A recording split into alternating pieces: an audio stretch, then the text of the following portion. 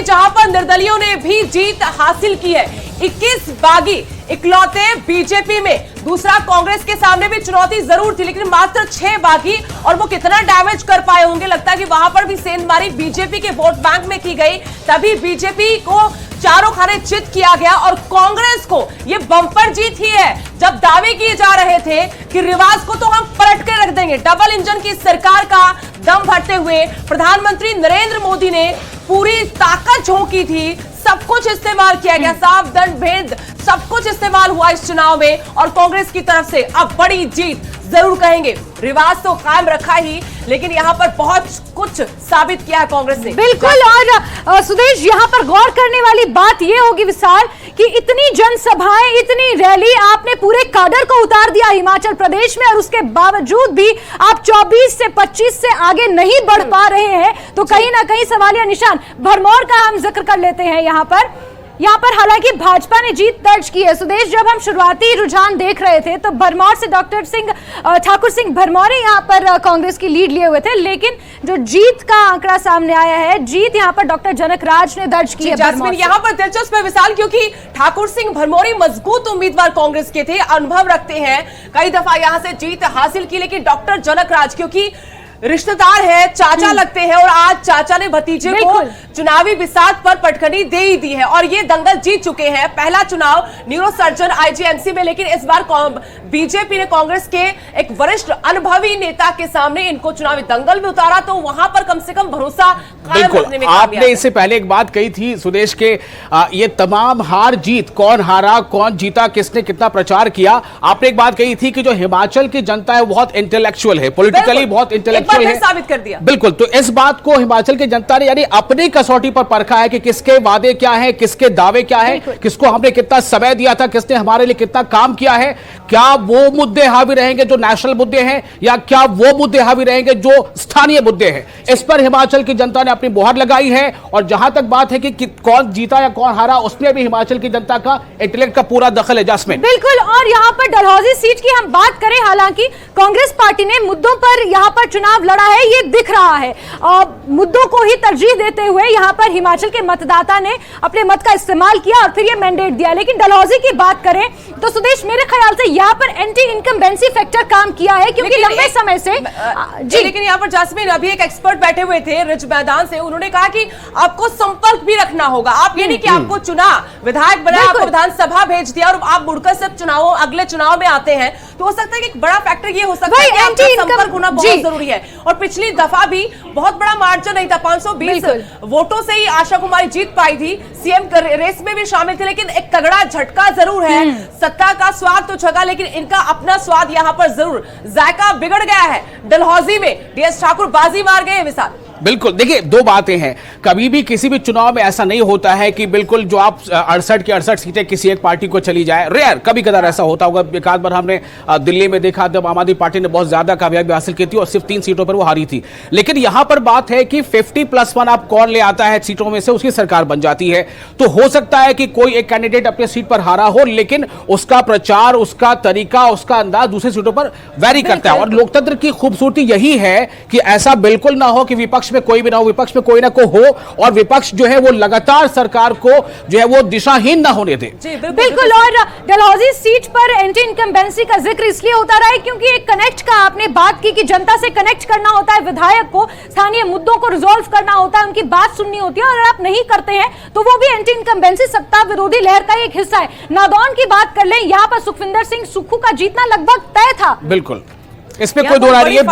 बहुत मेहनत की, प्रचार समिति के अध्यक्ष रहे, और बताया जाता है कि सुखविंदर सिंह सुक्खू ने, शुरू में एक बात ऐसी हो रही थी कि क्या वाकई हिमाचल में भी बड़े चेहरे कांग्रेस के नहीं आएंगे। बात हो रही थी कि क्यों राहुल गांधी नहीं आ रहे या क्यों प्रियंका नहीं आ रही। हालांकि प्रियंका ने अकेले वहां पर बड़े चेहरे के तौर पर वहां पर लीड लिया है, लेकिन सुखविंदर सिंह सुक्खू या मुकेश अग्निहोत्री ऐसे तमाम नेता थे जिन्होंने स्थानीय स्तर पर भी काफी मेहनत की, और तमाम वैसे जो हेलीकॉप्टर नेता वहां पहुंचे थे उनको कहने के ये बता दिया है कि अगर आप पब्लिक से जुड़े रहते हैं तो फिर हेलीकॉप्टर भी कई बार काम नहीं आता। देखा कि 5 साल तक ये मुकेश अग्निहोत्री हो या फिर सुखविंदर सिंह सुक्खू, ये ऐसे नजर है कि 5 साल हमने सत्ता किसी को सौंप रखी है जी, अब हम नहीं जाएंगे। ये कनेक्ट रहे, लोगों के मुद्दे उठाते रहे, अपनी पार्टी में तो एक्टिव थे, लेकिन जनता के बीच बहुत एक्टिव रहे। अब बात ये है कि इनको क्या बड़ी जिम्मेदारी मिलेगी, क्या इनको इनकी जो हसरत है दबा के रखी हुई थी और सुखविंदर सिंह सुक्खू की ज्यादा हसरत, क्योंकि मुझे याद है दिल्ली में हमारे सहयोगी इनसे बातचीत कर रहे थे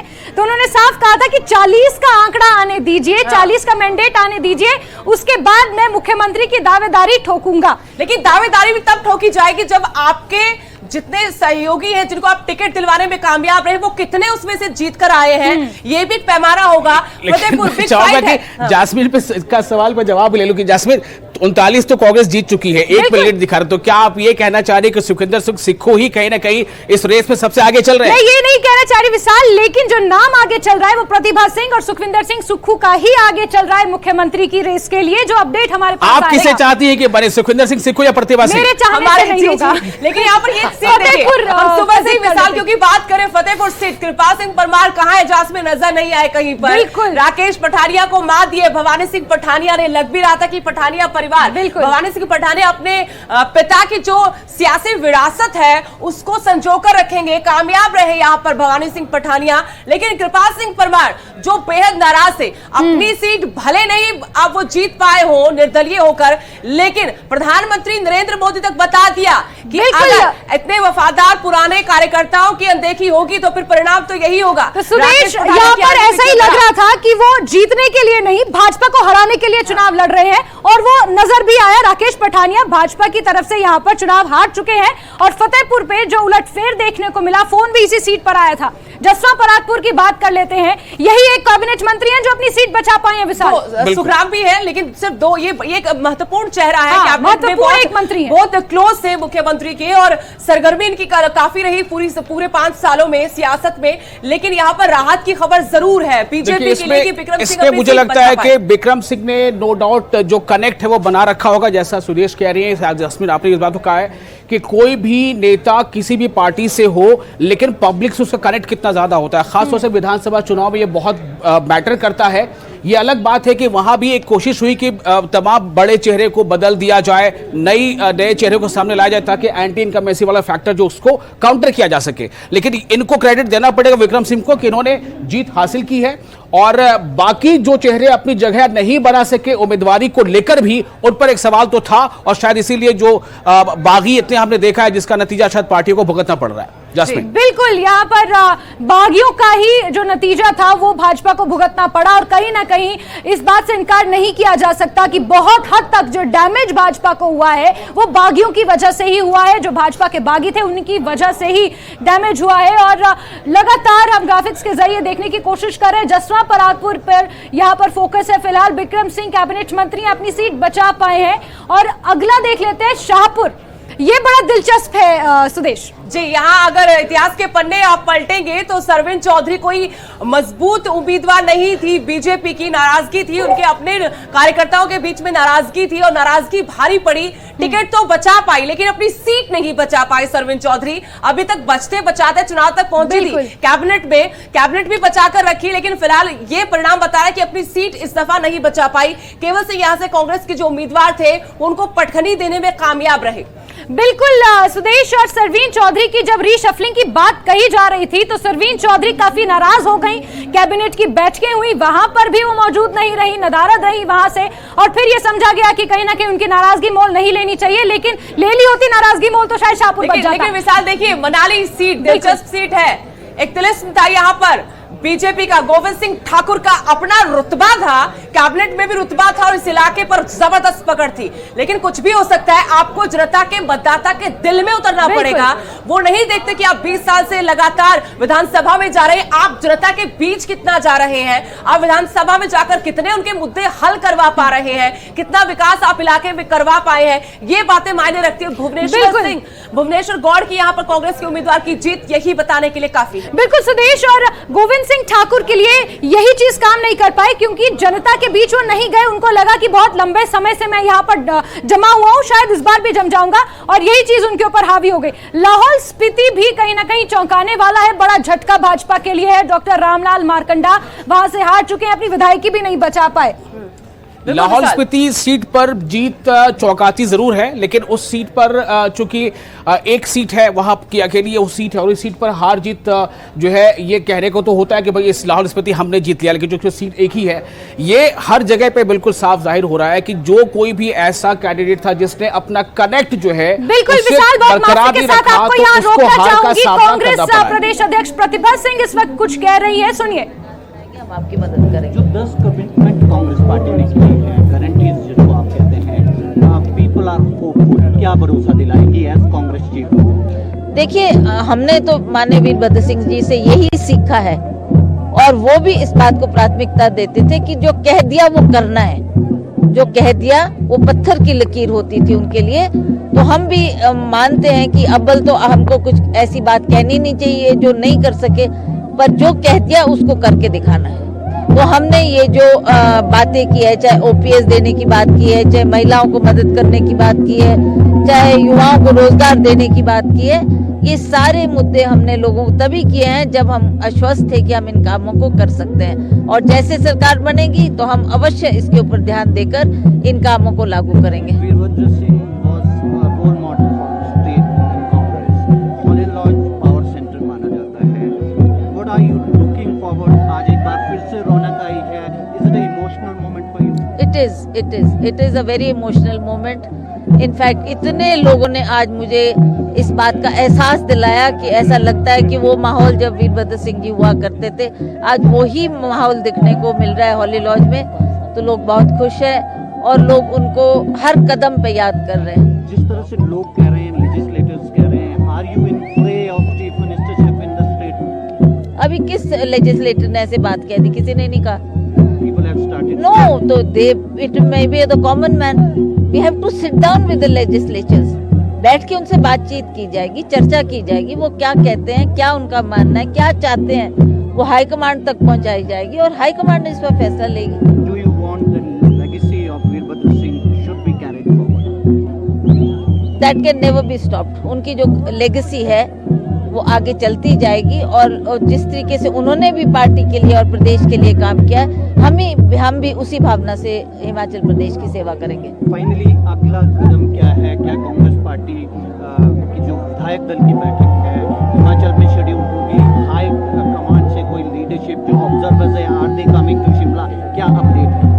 अभी मैं बात ही नहीं कर पाई हमारे जो प्रभारी है शुक्ला जी से।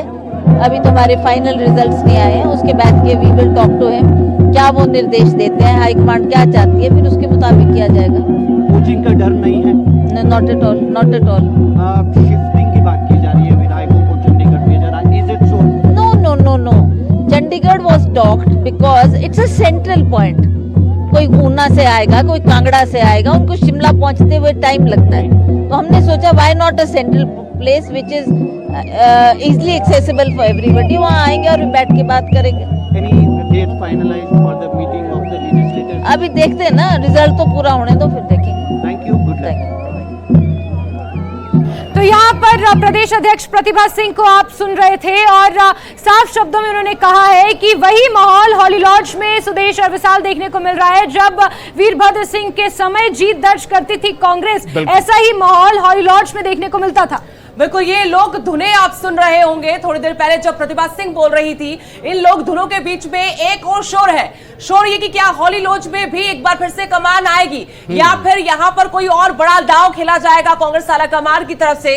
इतना तो है कि प्रतिभा सिंह को जो जिम्मेदारी सौंपी गई चुनाव से ठीक पहले, उस पर वो खरा उतरी है, पूरी पार्टी को साधते हुए आगे चली। और यहाँ पर एक और दिलचस्प बात, बड़ी खबर भी अब दर्शकों को बता दें, कौशिक ठाकुर हार गए हैं, दिग्गज थे, सीएम की रेस में भी थे, तो उनको उनके चेले, उनके शिष्य ने हरा दिया है। लेकिन मतों का डिफरेंस बहुत ज्यादा नहीं है, 618 मतों से ही वो हारे हैं, और अभी भी क्योंकि कुछ कुछ जगहों पर काउंटिंग जारी है। बड़ा अपडेट आपको बता दें, 600 मत हो या 700, हार तो हार होती है, जीत तो जीत होती है। जैस्मिन, यहाँ पर हार और जीत के जो आंकड़े हैं, अभी जो आपने सुना प्रतिभा सिंह कह रही थी, उसमें एक बात बार बार आ रही है कि ये पहला चुनाव है जब प्रेम कुमार धूमल बनाम वीरभद्र सिंह आमने सामने नहीं है। इस चुनाव में जो जैसे से पहले चुनाव होते रहे हैं, तो ये दोनों अपने अपने तौर से एक तरह से सेनापति हुआ करते थे, कि इस बार ये दोनों चेहरा उस तरह से नहीं था। और इसका और आपने देखा लेकिन बातचीत में बार बार जिक्र आता रहा। अभी भी प्रतिभा सिंह ने वीरभद्र सिंह का नाम लिया है कि ये उनके तर्ज पे हम लोगों ने चुनाव लड़ा, क्योंकि लगभग जो तस्वीर है वो साफ हो चुकी है। कई ऐसे पहलू हैं जिन पर चर्चा होनी है